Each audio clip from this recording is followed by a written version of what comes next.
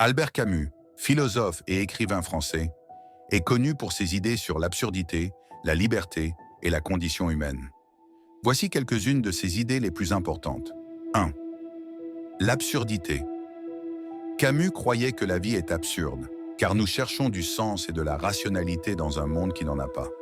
Il affirmait que nous devons accepter cette absurdité et trouver des moyens de vivre avec. 2. La liberté. Camus croyait que les êtres humains sont libres de choisir leur propre chemin dans la vie. Il affirmait que nous devons prendre la responsabilité de nos choix et de nos actes. 3.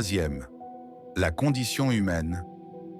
Camus croyait que la condition humaine est marquée par la souffrance, la mort et l'absurdité. Il affirmait que nous devons accepter ces réalités et trouver des moyens de vivre avec dignité. 4. Le mythe de Sisyphe, Rukavman. Camus a écrit un essai intitulé « Le mythe de Sisyphe », dans lequel il explore l'idée que la vie est un cycle sans fin de souffrance et d'efforts. Il affirmait que nous devons trouver des moyens de donner un sens à notre vie malgré cette réalité. 5. La révolte.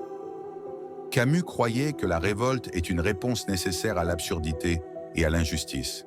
Il affirmait que nous devons nous révolter contre les forces qui nous oppriment et nous dénient notre liberté. 6. La morale. Camus croyait que la morale est une question de choix personnel et de responsabilité.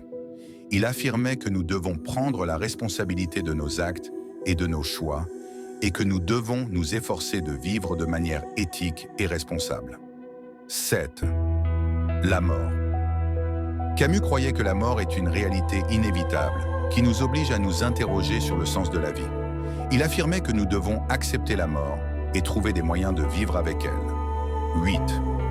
L'amour. Camus croyait que l'amour est une force puissante qui peut nous aider à donner un sens à notre vie. Il affirmait que nous devons nous efforcer de vivre avec amour et compassion pour les autres.